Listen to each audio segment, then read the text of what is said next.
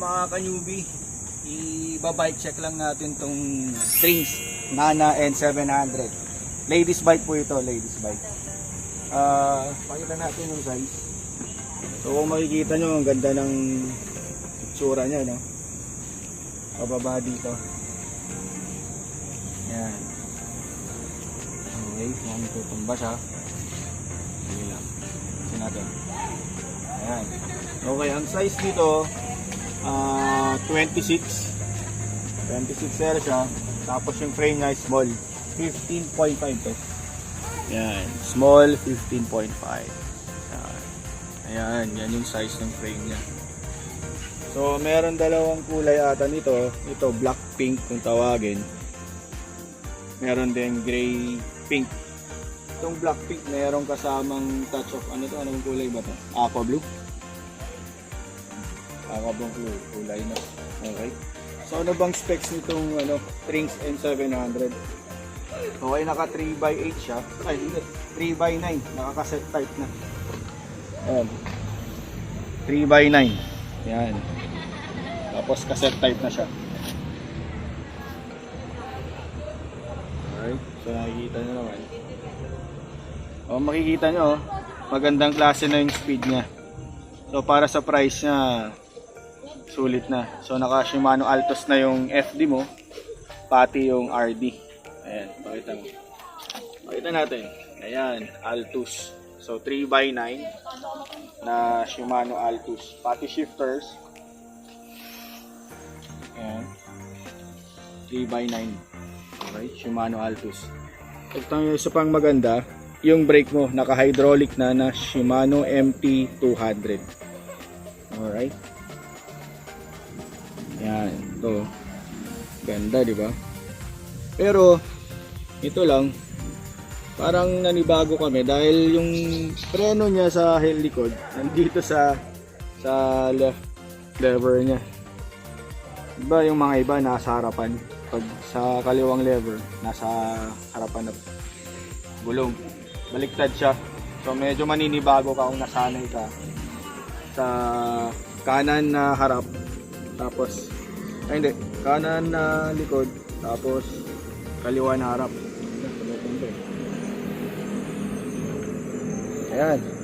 Okay. So ito manibela niya, alloy. Yan, Trings handlebar. Alloy siya. Itong stem, alloy din. Ayan, makikita niyo meron ng dalang magnet, puro alloy yan. Hindi dumidikit. Hindi dumidikit. Okay. Ayan. So ang ganda, merong serial number dito. Tapos itong fork niya, ito with lock out. Ayan. So maganda yung play ng suspension niya. Lock.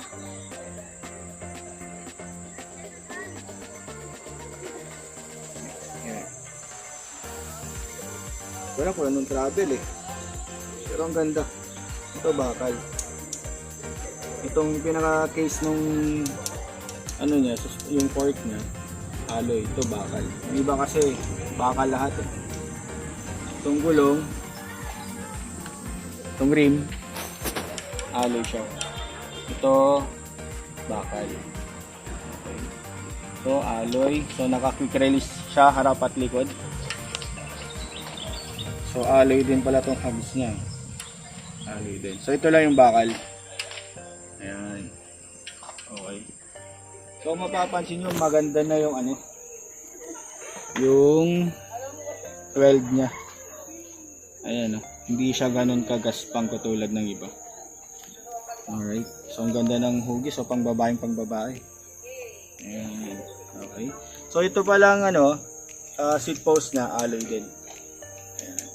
Okay. Ito, bakal lang to. Sa may saddle. Ayan. Tapos itong pedal, plastic pa to eh. Plastic pa to, alloy. Ito parang lang, coated lang.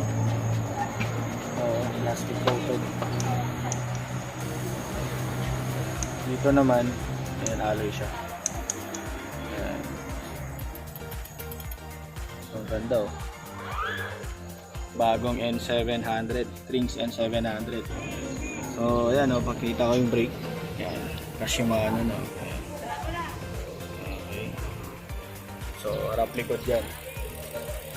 Shimano MT200.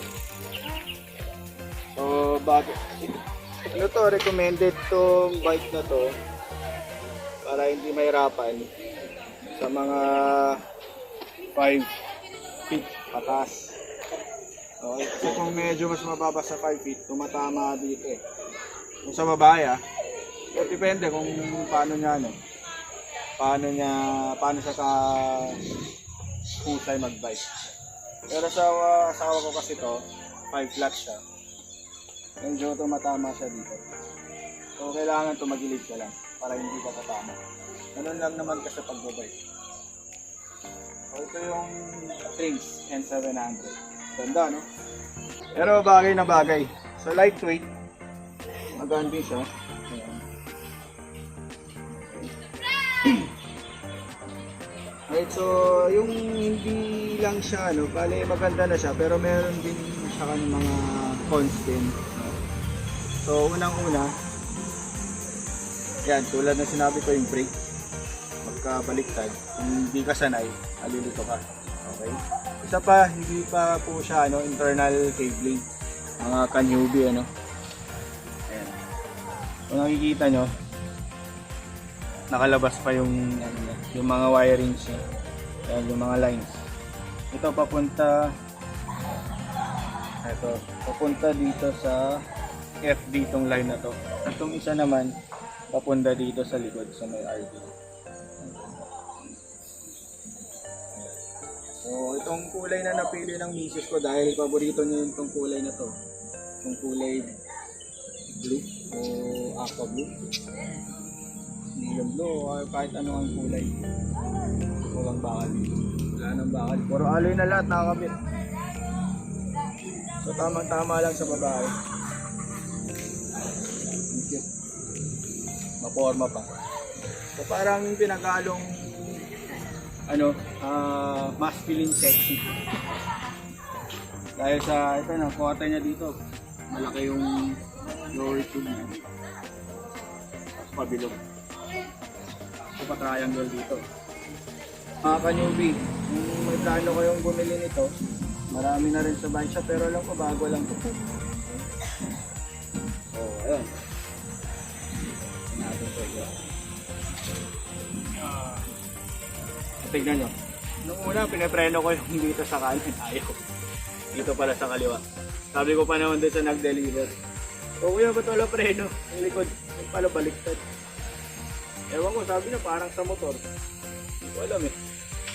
Hindi naman ako nagmumotor. Wala na eh. Wala ka nang i-upgrade dito kung para sa babae lang. Sa ngayon, wala ka nang dapat i-upgrade kasi all Shimano, maganda yung shifting, maganda yung brake. Wala, gagamitin mo na lang. Pwede na siya for long drive. So, satisfied naman yung sis ko dito. Mag-enjoy siya gamitin. Ang cute eh. So far naman, maganda. Mamaya ipapakita ko sa yung misis ko na ginagamit yung bike para makita niyo yung itsura ng 5 feet na gumagamit ng ganitong bike. Hirap paghanap ng pambabae. Kaya kayo mga may asawa na dyan o kaya may jowa. Dahil tsagaan nyo lang maghanap. Depende kung gaano nakahusay magbike yung mga partners nyo. Pero sa wife ko kasi ito yung preferred niya. Okay, pati yung size of laki. Yung size ng gulong, size ng frame. So at least nakahanap rin kami ng babagay sa akin. Dati kasi naka-folding bike siya. Binenta namin dahil gusto niya mag-mountain bike. Dahil tagal, layo-layo ko na siya. Nasa likuran ko, hindi makahabol. Alit ng gulong ng bike, 20 yung size 20. Ito, yung kinuha namin. So hintayin nyo po yung next video ko. Papakita ko po yung bike ko naman. Mas malaki ng konti. Okay? So maraming salamat mga ka-newbie.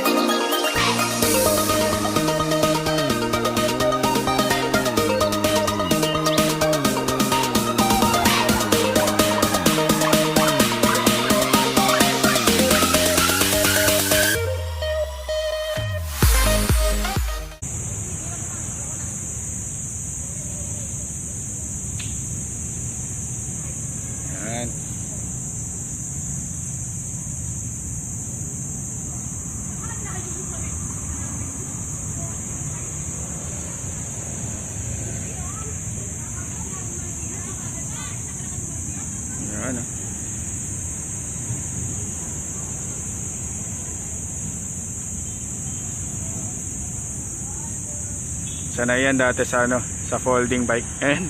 Kaya na niya mag mountain bike. Ayan. 5 flat po yung asawa ko. Ayan. Ganyan po yung tsura niya sa bike na N700. Okay. Okay. So ayan. Ito yung bike ko. Ayan, di ba? 29er, 26er. Okay? Okay? Alright. Ride safe.